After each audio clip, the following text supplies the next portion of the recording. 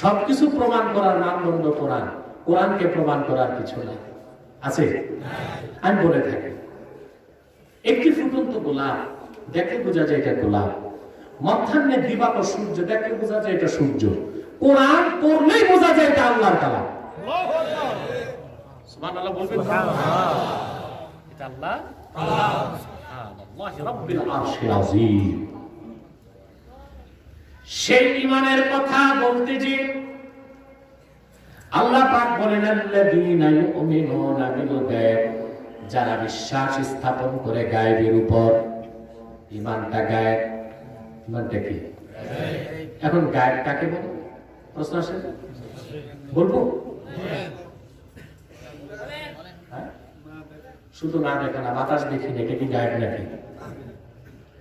এটি ভুল সংজ্ঞা বা আমাদের অসচেতন আলেমদের ভুল ব্যাখ্যা। অদৃশ্যকে বলে গায়েব। আশ্চর্য কথা, অদৃশ্য যদি গায়েব হয় তো রুহু তো দেখি না, অনুভব করি। রুহু যদি গায়েব হয় তো সলিমুদ্দিন হাটে গেল। বাতাস লাগতেছে গায়ে, এটা ভিজিবল না ইনভিজিবল? দৃশ্যমান না অদৃশ্য? কথা বলে না, এটা কি গায়েব? যদি না দেখাতেই গায়েব হয় তো বাতাসকে গায়েব বলতে হবে।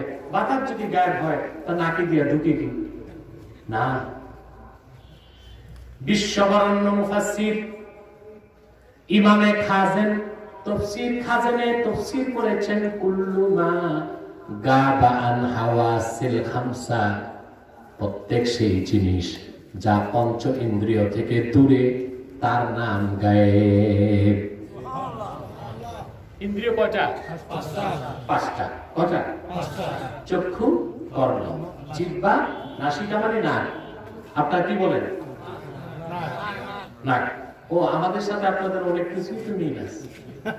আপনারা যখন কথা বলেন চিরাঙ্গা ভাষায়, তখন আমাদের একজন ট্রান্সলেটর লাগে।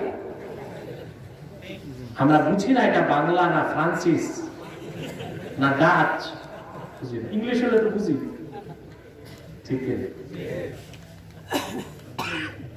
আঞ্চলিক, শুধু আঞ্চলিক না, চরম আঞ্চলিক। আমরা নারায়ণগঞ্জের মানুষ কুমিল্লার কথা বুঝি, একটু পার্থক্য আছে। নোয়াখালীটা বুঝি, আমরা বলি ধরেছি, ওরা বলে ধরছে। আমরা বলি করছে, ওরা বলে করছে, ঠিক কিনা? বুঝা যায়? হ্যাঁ, আমরা বলি বাড়ি কোথায়, বরিশালের লোকের বাড়ি কমবে মনু, বুঝা যায়? কিন্তু আপনাদের চট্টগ্রামে এসে আপনারা যে পারস্পরিক কথা বলেন, এটা ডিকশনারি ছাড়া আমরা বুঝি।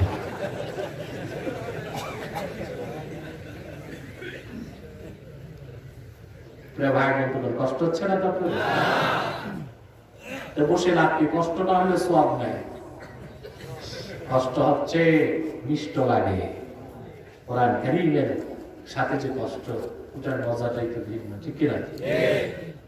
তাহলে ঈমান হবে গায়েবের উপর। কিসের উপর? সব আমি রিওয়াইন্ড করছি, কথাগুলো যেন ধরে রাখতে পারে। সফলতার জন্য ইহকাল পরকালে প্রথম কি দরকার? ঈমান। সেই ঈমান হবে বিল গায়েব। বিল গায়েব। গায়েব কি? পঞ্চেন্দ্রিয় যা ধরতে পারে না, দেখতে পারে না, সেটা গায়েব। অনুভব করতে পারে না, অনুমান করতে পারে না, সেটার নাম গায়েব। বুঝলেন আমার ভাইরা? এখন আসেন, আমাদের বিশ্বাসের মানদণ্ড আল্লাহর কোরআন, আর যারা বিশ্বাসী তাদের বিশ্বাসের মানদণ্ড বিজ্ঞান। সেজন্য আমাদের অবস্থান কোথায়, তাদের অবস্থান কোথায় একটু চিন্তা করেন। বিজ্ঞান হলো সসীম, লিমিটেড, কোরআন হলো অসীম। সসীম দিয়া অসীমকে যাচাই করবেন না অসীম দিয়া সসীমকে যাচাই করবেন? অসীম দিয়া সসীমকে যাচাই করবেন। কেন? বিজ্ঞানের যত জ্ঞান এক করবেন সব লিমিটেড, সসীম। আমি তো বলে, আমি এই বছর বলতেছি, এখন বলে যাচ্ছি, বিজ্ঞানের যা আছে 70% রূপ কথা। ও যে বাচ্চারা গল্পের বই পড়তো না, ঠাকুরমার ঝুলি পড়েন, আমি অনেক গল্প উপন্যাস পড়েছি ছাত্র জীবনে, বুঝলেন? আমি যদি উপন্যাস লিখতাম তো বাংলাদেশের বড় একজন ঔপন্যাসিক হতে পারতাম। দেখছি এগুলো কিচ্ছু লাগে, 200 পৃষ্ঠার বই উপন্যাসে ভরা, বড় বড় লেখকের শিখার মতো কিচ্ছু নাই। আছে কিভাবে বদমাশি করে আরেকজনের মেয়েকে ভাগায় বিয়ে করা যায়। 200 পৃষ্ঠার উপন্যাসে পড়লে একটা শিক্ষা পাওয়া যায়। এই 200 পৃষ্ঠায় কিভাবে আরেকটা মেয়েরে, বুঝলেন, ফুসলায় ফাসলায় ধোকা দিয়া বোকা বানায় তারপরে বিয়ে শাদী করা যায়। এই 200 পৃষ্ঠার সাবস্টেন্স এটা। এগুলো করতে করতে যুবকরা রাত পার করে দিচ্ছে, ঠিক না? বাংলাদেশে ধর্ষণ কি এমনি বাড়ছে নাকি? স্যাটেলাইট চ্যানেলের মাধ্যমে, পর্ণ ছবির মাধ্যমে, অশ্লীল সিনেমার মাধ্যমে আমার যুবকদের নৈতিক অবক্ষয় করানো হচ্ছে। গীতারে চ্যানেল, উপন্যাসে, নাটকে, ছবিতে, আকাশ সংস্কৃতির আগ্রাসনে বাংলাদেশের যুবকদের চরিত্র নষ্ট হয়ে যাচ্ছে বলে দেশে খুন বেড়েছে, কিশোর গ্যাং বেড়েছে, নেশা বেড়েছে, সন্ত্রাস বেড়েছে, গণধর্ষণের ঘটনা ঘটে চলছে বাংলাদেশে। তা থেকে যদি বাংলাদেশকে মুক্ত করতে চাও, প্রাইমারি থেকে মাস্টার্স পর্যন্ত আল্লাহর কোরআনের শিক্ষাকে বাধ্যতামূলক করতে হবে, হাদিসের শিক্ষাকে বাধ্যতামূলক করতে হবে।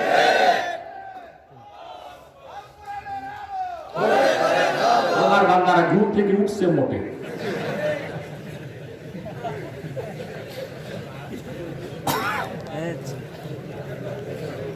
প্রিয় ভাই বন্ধুগণ, আমার দেশের বুদ্ধিজীবীরা এখন চাচ্ছে মাদ্রাসা, আমি মাদ্রাসা আলহামদুলিল্লাহ দর্শে নেজামিতে এখনো খুব মজবুত পড়াশোনা আছে, ঠিক না?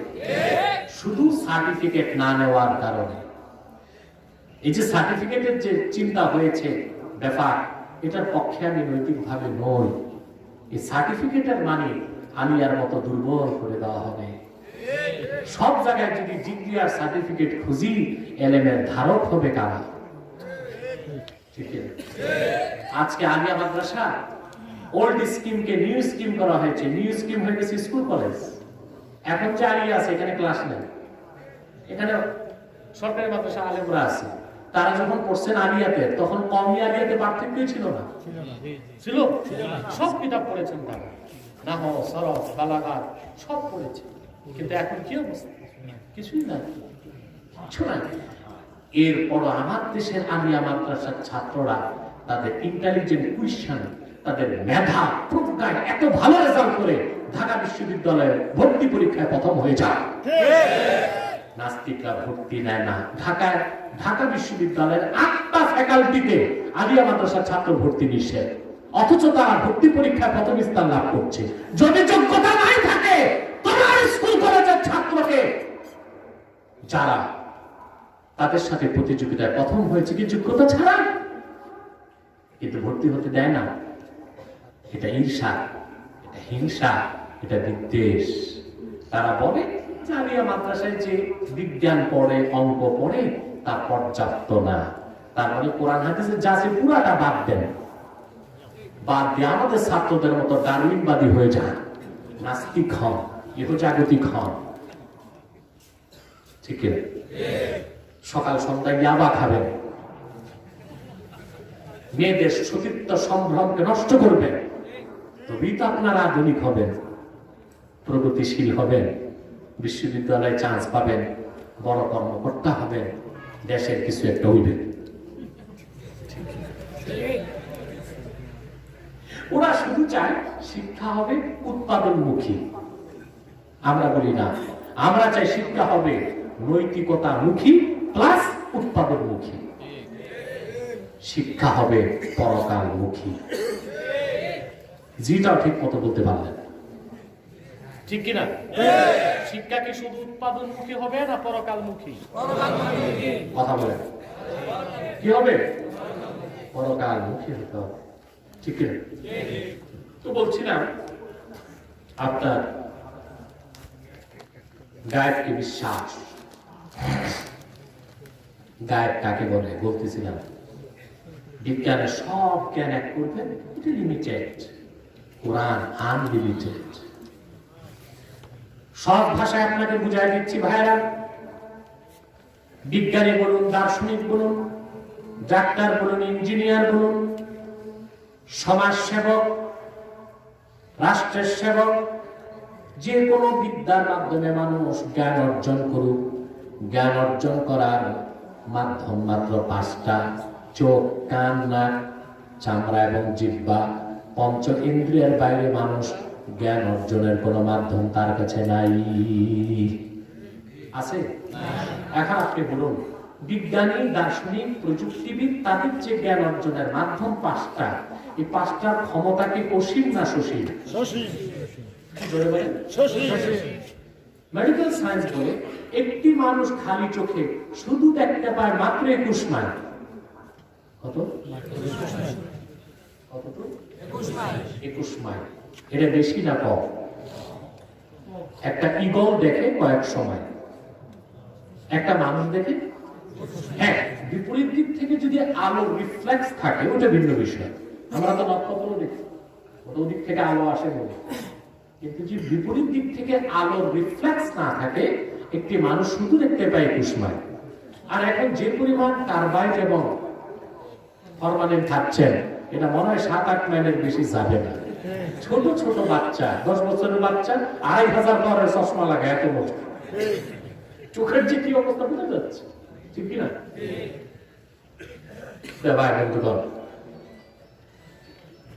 কানের ক্ষমতা কত?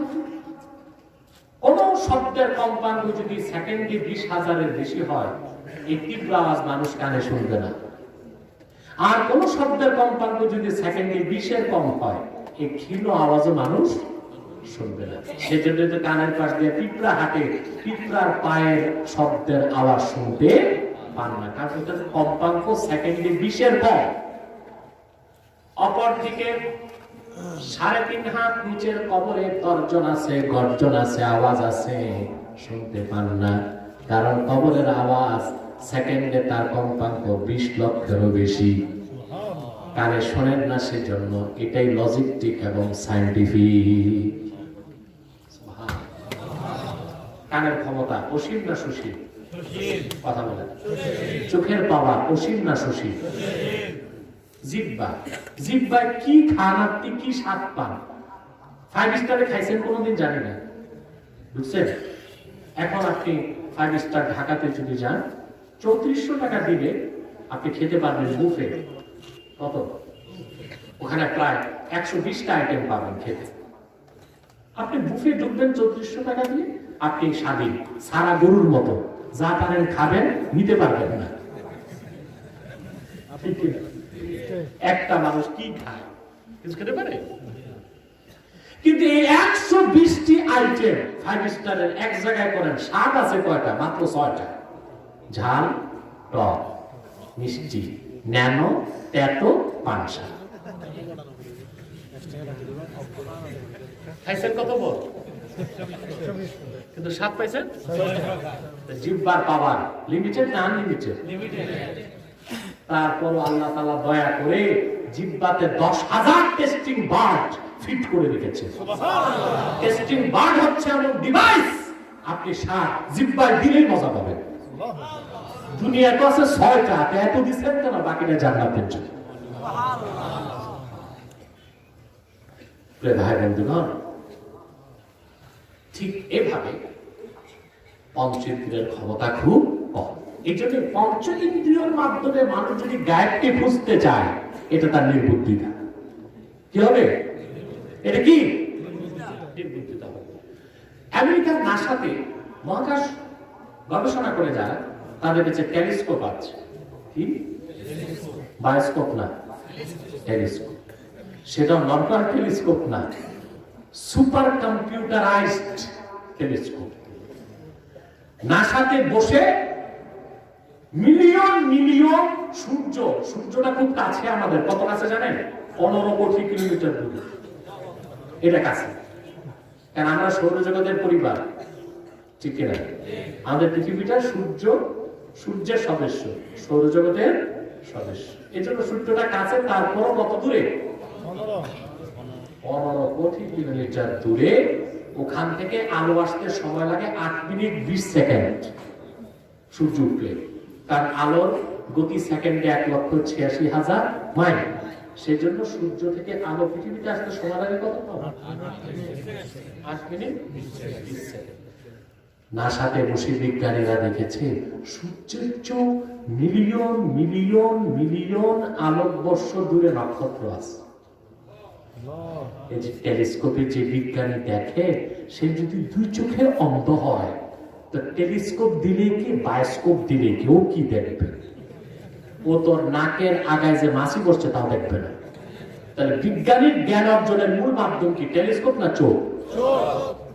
ডিভাইস না কান? যন্ত্র না চামড়া? আর এগুলো সব ক্ষমতা কি? সসীম। এই জন্য এই সসীম বিজ্ঞান দিয়া অসীম কোরআনকে জাস্টিফাই করা যাবে না। অসীম কোরআন দিয়ে সসীম বিজ্ঞানকে জাস্টিফাই করতে হবে। সেজন্য আল্লাহ যা বলেছেন বিনা প্রশ্নে মেনে নিতে হবে। ইউমিনুনা বিল গায়ব। সেজন্য আমাদের কোর একটা নাম দিয়েছে মৌলবাদী। আমরা মৌলবাদী? অবশ্যই অবশ্যই। মৌলবাদী ছাড়া কি মুসলমান হতে পারবে? মৌলবাদী মানে ফান্ডামেন্টালিস্ট। কে ফান্ডামেন্টালিস্ট? যে ফান্ডামেন্টালিজমকে বিশ্বাস করে। আপনার ইসলামের মূল ভিত্তি 5টা বিশ্বাস করেন না? কথা বলেন। ইসলামের মূলকে বিশ্বাস না করলে মুসলমান হবে? এই অর্থে আমরা মৌলবাদী। তবে আমরা উগ্রবাদী নই। মৌলবাদ এক বিষয়, উগ্রবাদ আরেক বিষয়।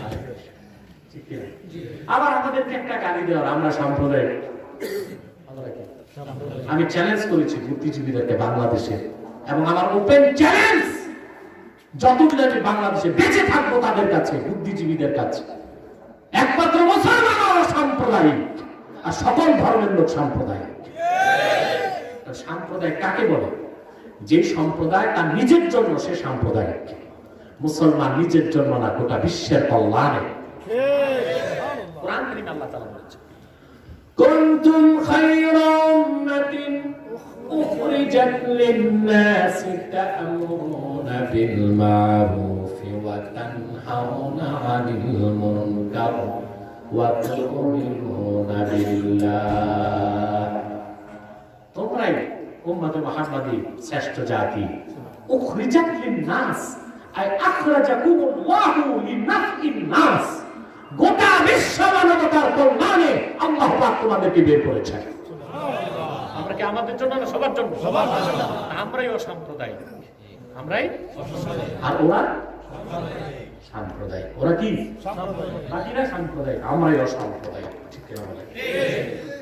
ইমানের গায়ে বুঝতে পারছেন? কথা বলেন। এবার একটু সামনে যাব, আমি ছেড়ে দিব এখন।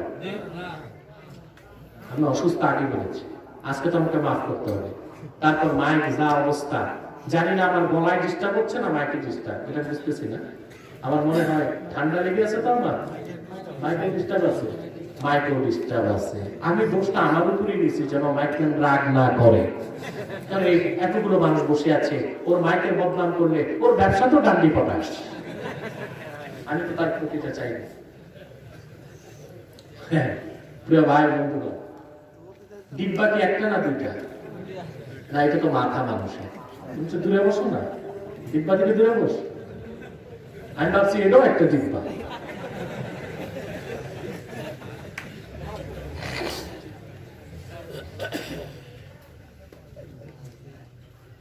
ভাই বন্ধুগণ, আমি একটা পর্যায়ে যেয়ে শেষ করছি। কেন আমরা 2 দিন 3 দিন ওয়াজ শুনি, কোন মেসেজ বাড়িতে নেই না। বক্তা যে 3 ঘন্টা কি বলে, ওনার যদি জিজ্ঞেস করেন গেটে কি কি বললেন, উনি বলবেন কিছু বলেন।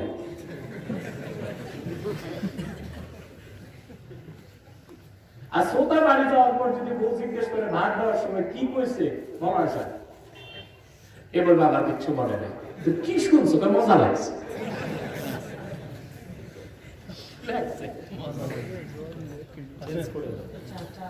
মজা তো পেতে হবে, ভালো কথা ভাই, কিন্তু মূল কি?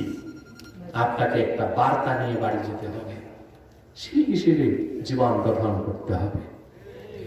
একটা বার্তা আমি দিলাম ইমানের। সফলতার জন্য প্রথম দরকার কি? কিছুটা হলো বুঝেছেন? পুরা ভাইরা, এরপর আল্লাহ পাক বলেন ওয়ায়ুকিমুনাস সালাহ, তারপরে তারা ঈমান আনার পরে 5 ওয়াক্ত নামাজ আদায় করে। এটা ইসলাম। আগেরটা ঈমান, এটা কি ইসলাম। আচ্ছা বলেন তো ভাই, আগে ঈমান নাকি ইসলাম? আগে ঈমান, তারপরে কি ইসলাম। এটা বুঝেন আপনারা? শতকরা 95টা মুসলমান এটা বুঝে না কোনটা ঈমান কোনটা ইসলাম। বুঝেন? আগে ঈমান, এনে মুমিন, তারপর আনুগত্য বরণ করে ইসলাম, মুসলিম। আমাদের দেশে আমরা বলি ইসলাম অর্থ শান্তি,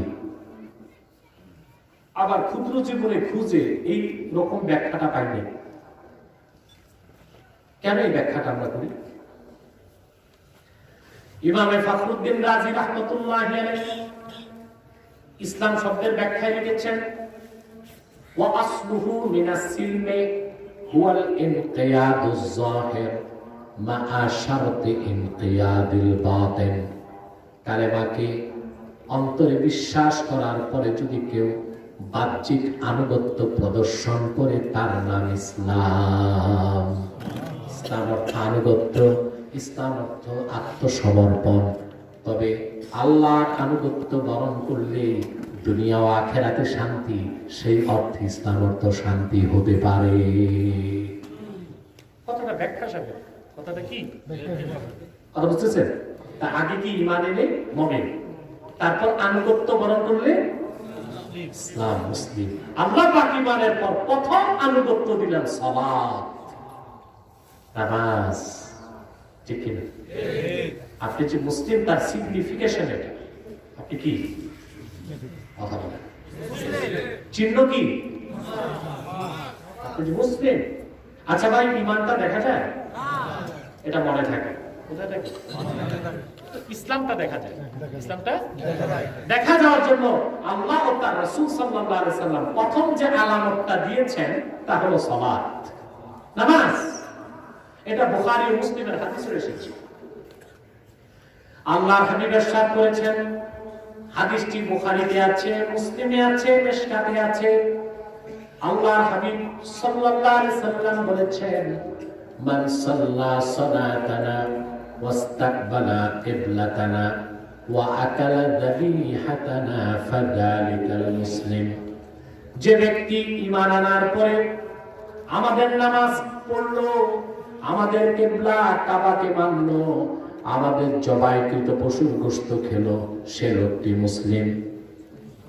সে লোকটি মুসলিম। ঈমান আনার পরে, ঈমান নাই, নামাজ পড়ে, কুরবানি দেয়, সে মুসলিম না কাফের?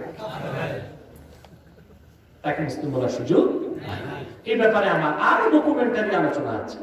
বিশেষ করে আমার ছাত্রদেরকে আমি যখন কিতাবুল ঈমান সহিহ বুখারী থেকে পড়াই, এগুলো সব আলহামদুলিল্লাহ লেখা আছে। এটা আলেম যারা তারা কখনো ছাত্রে পাবেন ইনশাআল্লাহ। আমি আমার ছাত্রদেরকে সব সময় সহিহ বুখারী পড়ানোর সময় ঈমান ও আকীদার প্রতি সর্বোচ্চ তাকাযা দিয়ে থাকে। এটা আসল। আর বাতিল ফেরকার কাজে হলো মানুষের ঈমান নষ্ট করা, আকীদা নষ্ট করা।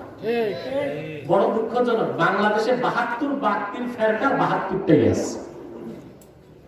ঠিক আছে?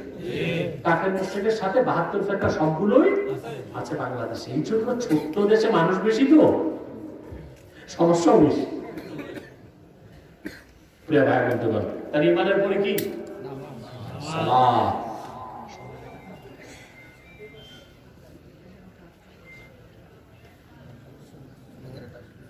প্রিয় ভাই বন্ধুগণ,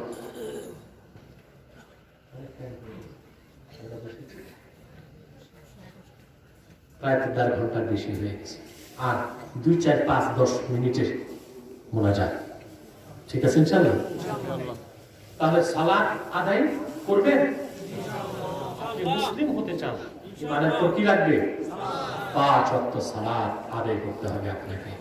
যদি আপনার ঈমান থাকে, সালাত নাই, আপনাকে দুঃখজনক মুসলিম বলার ক্ষেত্রে প্রতিবন্ধকতা সৃষ্টি হয়ে যাবে। আপনাদের নাট্যাবস্থায় মুসলিম বলা যাবে, কিন্তু চিহ্নবিহীন মুসলিম। কি বিহীন? চিহ্নবিহীন।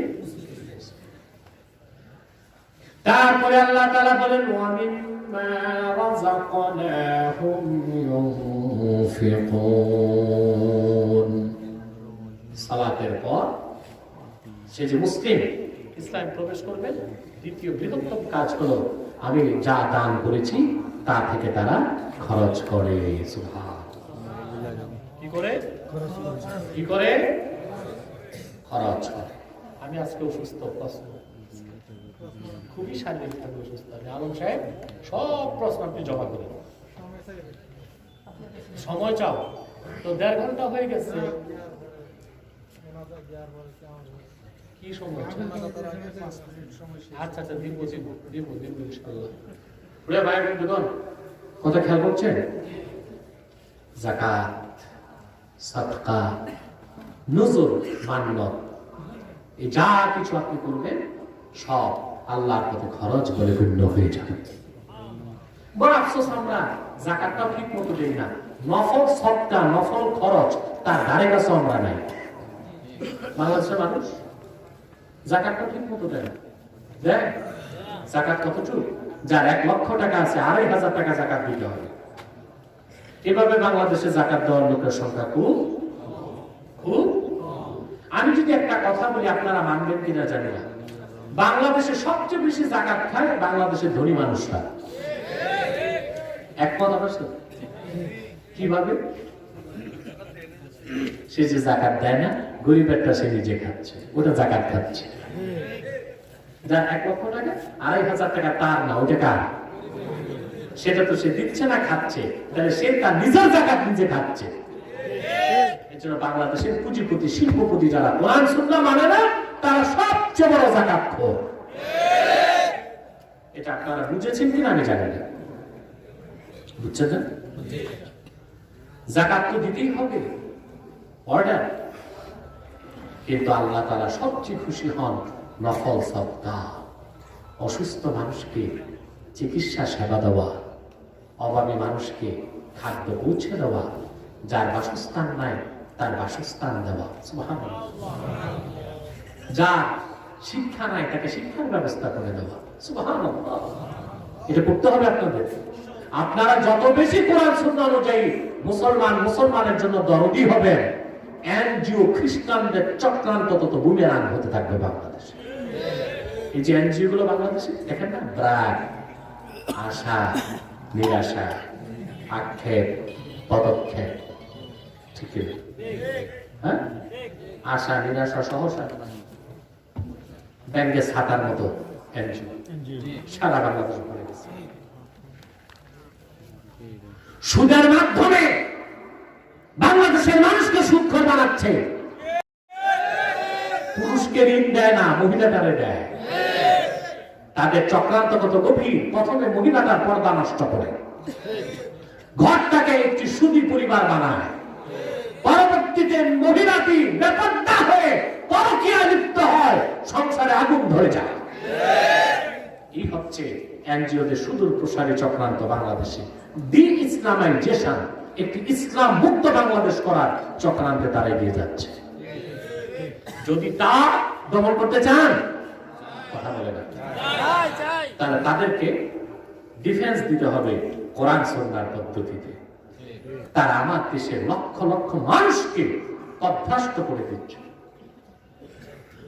দারিদ্রতার সুযোগ হাতে নেই। ঠিক কিনা বলেন? আমরা প্রতিটি মুসলমান যদি সচেতন হই, প্রতিটি মুসলমান যদি আল্লাহ তার রাসূল সাল্লাল্লাহু আলাইহি ওয়াসাল্লামের বিধানকে মানি যে আমার 1 লক্ষ টাকায় আমার প্রতিবেশী গরিবের 2,500 টাকা আছে, আমরা যদি দায়িত্ববান হই, আল্লাহর হাবিব ইরশাদ করেছেন কোন ব্যক্তির ঘরের চারপাশে 40টি ঘর তার প্রতিবেশী, যদি তার ঘরের চারপাশে 40 ঘরের কোনো মানুষ না খেয়ে ঘুমায়, লোকটি যদি সক্ষম হয় তার খাদ্য পূরণ করে দেবার সক্ষমতা থাকার পরেও যদি, জানার পরও যদি তার প্রতিবেশী না খেয়ে ঘুমায়, ওই অভাগা আমি রাসূলের উম্মত হতে পারে না। প্রত্যেক ধর্মবান সক্ষম ব্যক্তির আশপাশে কয় ঘর তার প্রতিবেশী? তাকে খবর রাখতে হবে কয় ঘরে? আমার সমাজে, আমার দেশে গ্রাম আছে বোধ হয় 85,000 নাকি? হ্যাঁ না, বেড়ে গেছে, চকরিয়ায় তো থানা হয়ে গেছে, ঈদগাহ থানা হয়ে গেছে। আরে ইসলামাবাদ কমিশন আবার থানা ঘোষণা করে, ঠিক না? আছে না গ্রাম 8-10টা ইউনিয়নে? প্রিয় ভাই বন্ধুগণ,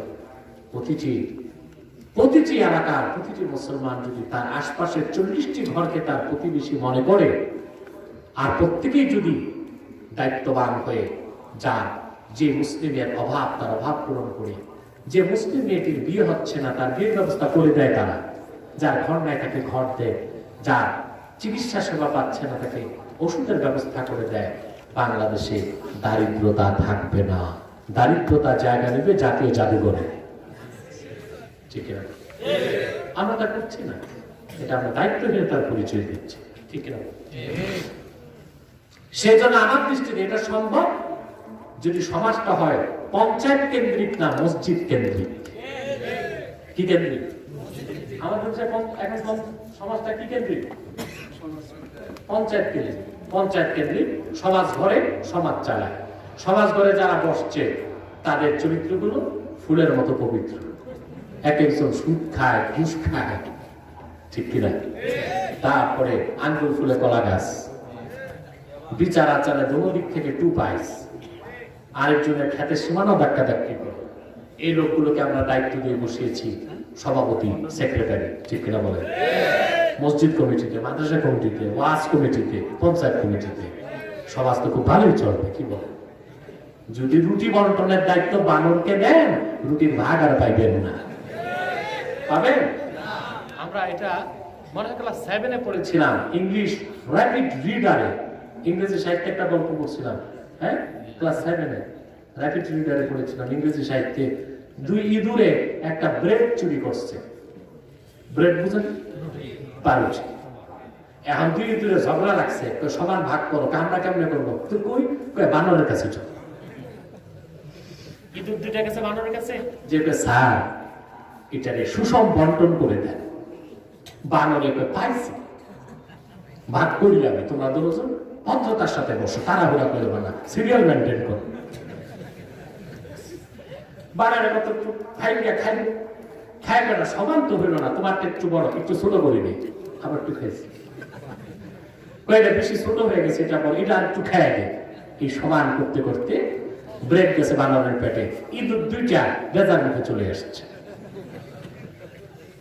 সমাজের নেতৃত্ব কর্তৃত্ব যদি চরিত্রহীন লম্পটদের হাতে দিয়ে দেন, কোরআনপন্থীদের হাতে না থাকে, তো ভাগ খাইতে পারবেন না। ঠিক কিনা? ওটা যাবে লম্পটের পেটে। তাহলে আমাদের সমাজ হতে হবে মসজিদ কেন্দ্রিক। ঠিক কিনা? মসজিদ কেন্দ্রিক সমাজ। সমাজের মূল প্রধান উপদেষ্টা হবে মসজিদের ইমাম সাহেব, খতিব সাহেব। এটা বানাবেন কেমনে? আপনারা তো যত দোষ নন্দ দোষ ইমাম সাহেবের দোষ খুঁজে, নিজে পেশাব করে পানি দেয় না, দূরবীনটা ইমাম সাহেবের দিকে, উনি পেশাব করে ঢিলা নিছে কিনা, ঢিলা নিয়ে আবার ফালাফালি করছে কিনা, আর খোঁজ করে দেখি সে পেশাব করে পানি দেয়, টেন্টের জানালা খুলে দাঁড়ায় কাম সেরে ফেলছে। আর দেখে ইমাম সাহেব পানি নিচে তাতে চলবে না, ঢিলা নিচে কিনা, ঢিলা নিচে তাতে চলবে না, আবার ফালাইছে কিনা, লাফিয়েছে কিনা। এই যদি আপনাদের টেন্ডেন্সি, এই যদি হয় আপনাদের মানসিকতা, তো মসজিদ কেন্দ্রিক সমাজ কিভাবে করবেন? আসুন মসজিদ কেন্দ্রিক সমাজ করুন, তখন আপনি সমাজের সব কাজ পরিচালিত হবে মসজিদ থেকে, ঠিক কিনা বলেন? আমি আলোচনা শুরুতে বলেছি society is greater than state. এটা রাষ্ট্রবিজ্ঞানীদের কথা। রাষ্ট্র থেকে সমাজ অনেক বড়। আমরা যদি বাংলাদেশের কোন সমাজ ব্যবস্থাকে কোরআন সুন্নাহর সমাজ ব্যবস্থায় পরিণত করতে পারি, বাংলাদেশের রাষ্ট্র ব্যবস্থা ইসলামী রাষ্ট্র ব্যবস্থা হওয়া সময়ের দাবি হয়ে যাবে। এগিয়ে আসুন। আস-সা'য়ু মিন্না ওয়াল ইতমামু মিনাল্লাহ। নিরাশ হবেন না, প্রচেষ্টা আমাদের সফলতা মালিক দিবে আল্লাহ। ঠিক কিনা? আসুন এগিয়ে আগান, অগ্রসর হন। তাহরিকে খাতমে নবুওয়াত বাংলাদেশ এক যুগ যাবত খাতমে নবুওয়াতের আন্দোলনের পাশাপাশি খেলাফতের দাবি তুলেছে বাংলাদেশে। সেটাই ইসলামের রাজনৈতিক আদর্শ, ঠিক কিনা? আমাদের প্রত্যেকে এটাই চান। যারা যেভাবে ইসলামের পক্ষে কাজ করছে প্রত্যেকের মনের কথা কি? খেলাফতই চায় তারা। সবাই বলতে পারে না, করতে পারে না, আমরা বলে যাচ্ছি। সফলতা তো একদিন আসবে। তাহলে প্রিয় ভাই বন্ধুগণ, আমাদেরকে এই সমাজের প্রতি দৃষ্টি রাখতে হবে। আপনি আপনার জন্য না, আপনি সকল মানুষের জন্য। আল্লাহ বলেছেন উখরিজাত লিন-নাস, সেই দয়া, সেই সৌজন্য আচরণ শুধু মুসলিমের জন্য না। ইসলাম বলেছে আপনার প্রতিবেশী যদি হিন্দু হয়, না খেয়ে থাকে, আপনি তাকে যে খাদ্য পৌঁছে দিবেন। একটি অসুস্থ বৌদ্ধ চিকিৎসার অভাবে মরে যাচ্ছে, ইসলাম বলে সে মানুষ, তাকে তুমি চিকিৎসা সেবা দাও। আর ইসলামের যে মানবিক কোন ধর্ম নাই। আল্লাহ হাবিব বলেছেন আল খালকু আয়ামুল্লাহ ফাআহাব্বুল খালকি ইলাল্লাহি মান আহসানা ইলা আয়ালিহি। গোটা সৃষ্টি আমার আল্লাহর পরিজন। আল্লাহর সৃষ্টির প্রতি যে যত বেশি দয়া করবে সে আল্লাহর তত প্রিয় পাত্র হয়ে যাবে। আল্লাহ রাসূল সাল্লাল্লাহু আলাইহি ওয়াসাল্লামের হুকুম, আপনি একটা পশু জবাই করবেন, আল্লাহ রাসূল সাল্লাল্লাহু আলাইহি ওয়াসাল্লামের হুকুম জবাই করার আগে ছুরিটা ধার দিয়ে নাও, কারণ ভোতা ছুরিতে জবাই করলে ও অতিরিক্ত কষ্ট পাবে, ওইটা তার উপর জুলুম। হাত পায়ে বাঁধন খুলে দাও, কারণ সে যদি হাত পাও ছটফট করতে না পারে তার জীবন যেতে কষ্ট হবে। ইসলাম সুবহানাল্লাহ শুধু মানবতার ধর্ম, তার চেয়ে উন্নত কোন বিশেষণ যদি থাকে সেটা ইসলাম একমাত্র প্রাপ্য। অন্য কোন ইজান নয়, মতবাদ নয়, অন্য কোন ধর্ম নয়। ইসলামের চেয়ে, মুসলিমের চেয়ে মানবিক কেউ হতে পারে। আর আমাদেরকে চোরের মার বড় গলা বলে সন্ত্রাসী। কি বলে আমাদেরকে? সন্ত্রাসী। আমাদেরকে বলে টেররিস্ট। না, যারা সন্ত্রাসী আল্লাহ কোরআনে তাদেরকে বলেছেন মুফসিদুন। আমরা মুসলিমরা মুসলিহুন, আমরা মুসলিহুন। অবিশ্বাসীরাই মুফসিদুন, ঠিক না? আজ আরেক বুদ্ধিজীবীকে ধরছিলাম, বলে আপনারা খেলাফত চান, খেলাফতে তো রক্তারক্তি হয়। কালকে ইতিহাসটা শুনেছিলেন, খেলাফতের ইতিহাস। ওরা ইতিহাস জানবে কেমন? ইসলামের ইতিহাস ইংরেজদের ইতিহাস পড়ে। আর পৃথিবীর সবচেয়ে অসভ্য কমিনা জাতি ইংরেজ জাতি। এই চোর ডাকাতের দল ইউরোপ থেকে 7 সমুদ্র 13 নদী পাড়ি দিয়ে এসে আমাদের মুঘল সাম্রাজ্যের সোনালী যুগে, মুঘল সাম্রাজ্যের সবচেয়ে প্রাচুর্যময় যুগে তাদের প্রবেশ করেছে উপমহাদেশে 1600 শতাব্দীর দিকে বা শাহ আওরঙ্গজেবের শেষ পিরিয়ডে। তখন সূর্যে বীর্যে সম্পদে উপমহাদেশের মানুষ, বিশেষ করে মুঘল সাম্রাজ্য টকবক করছে। ইংরেজরা তখন থেকে লোভ করেছে, ইস্ট ইন্ডিয়া কোম্পানির মাধ্যমে এসেছে। তাজমহল থেকে যে কোহিনূরটা চুরি করেছে, কোহিনূরটা হীরকখণ্ড, এটা বর্তমান দাম 50,000 কোটি টাকা। আজও তা ফিরিয়ে দেয় নাই লন্ডনবাসী, ব্রিটেনবাসী চুরি করে রেখেছে। মূল্যবান সম্পদগুলো কুতুব মিনার থেকে, দিল্লি লাল কেল্লা থেকে, তারপরে তাজমহল থেকে সব নিয়ে গেছে ইউরোপে। আমাদের বাংলাদেশের রেশম এখান থেকে চুরি করে নিয়ে গিয়েছে। রেশমি শাড়ি যারা বানাতো ইংরেজরা তাদের হাত কেটে দিচ্ছে, যেন কোনোদিন বাংলাদেশে আর রেশমি কাপড় তৈরি না হয়। এত অসভ্য জাতি ইংরেজ জাতি। ইসলামের ইতিহাসকে যারা পরিবর্তন করেছে তাদের ইতিহাস পরেই আমাদের বুদ্ধিজীবীদের মাথা জীবাণুযুক্ত হয়ে যাচ্ছে। ইসলামের ইতিহাস পড়ো, হাদিস থেকে আল বেদায়া নেহায়া পড়ো, ইবনে কাসিরের লেখা। তারিখে দামেস্ক 80 খণ্ডে ইতিহাস, সেটা পড়ো। সমাজ বিজ্ঞান, রাষ্ট্রবিজ্ঞানের জনক কে? ইবনে খুলদুন, তার লেখা ওয়াফিয়াতুল আয়ান পড়ো। তারিখে তাবারি পড়ো। এসব থেকে ইসলামের মূল ইতিহাস আসবে। ইসলামের নুরানি যুগের ইতিহাস আসবে। ইতিহাস পড়ে কার্লাইলের, বার্নার্ড শো, এদের ইতিহাস পড়ে এরা মর্মত ইসলামের ইতিহাসকে বিকৃত করেছে। সব পরিবর্তন আমাদেরকে করতে হবে। আমরা মুফসিদুন না, আমরা মুসলিহুন। বেদিনরাই মুফসিদুন। কারা পৃথিবীতে সন্ত্রাস করে সমাজতন্ত্র, একনায়কতন্ত্র এবং গণতন্ত্র প্রতিষ্ঠিত করতে যে পৃথিবীতে প্রথম বিশ্বযুদ্ধ হয়েছে, দ্বিতীয় বিশ্বযুদ্ধ হয়েছে, সোশ্যালিজম, ক্যাপিটালিজম, কমিউনিজম, ক্যাপিটালিজম, এদের মতাদর্শ দিয়ে বিশ্বকে নেতৃত্ব দিতে যে প্রথম বিশ্বযুদ্ধ হয়েছে, দ্বিতীয় বিশ্বযুদ্ধ হয়েছে, তৃতীয় বিশ্বযুদ্ধ যদি হয় তাদের কারণেই হবে। মুসলমানের কারণে পৃথিবীতে কোনো বিশ্বযুদ্ধ হয় না। অথবা সন্ত্রাসী যদি কেউ হয় তারা অমুসলিমরা, মুসলিমগণ সন্ত্রাসী নয়, যদিও তারা সশস্ত্র জিহাদকে বিশ্বাস করে। তাহলে হবে কোরআন সুন্নাহর নীতিতে। ঠিক কিনা বলেন? তাহলে বলছিলাম সমাজ পরিবর্তন করুন, মসজিদ ভিত্তিক কেন্দ্রিক সমাজ গঠন করুন এবং গরিবের প্রতি দৃষ্টি রাখুন, অভাবগ্রস্ত মানুষকে খাওয়াবেন। আপনি মনে করবেন আমি তো নামাজ পড়ি, তাহাজ্জুদ করি, গরিব খাক আর মরুক না, তা চলবে না। আপনি জানেন অভাবীকে খাওয়ালে কত সওয়াব? সহিহ বুখারী কিতাবুল ঈমানে এসেছে, সাহাবী প্রশ্ন করেছেন আইয়ুল আমালে আফজাল, আইয়ুল ইসলামি আফজাল। হে আল্লাহর রাসূল সাল্লাল্লাহু আলাইহি সাল্লাম, ইসলামের সর্বোত্তম আমল কোনটি? রাসূলুল্লাহ বলেছেন তুতইমুত তাআমা ওয়া তাকরাউস সালামা আলা মান আরাফতা ওয়া মান লাম তারিফ। ইসলামের সর্বোত্তম আমল হলো অভাবগ্রস্ত মানুষকে তুমি খাওয়াবে আর প্রত্যেককে সালাম দিবে। সুবহানাল্লাহ, প্রত্যেককে সালাম।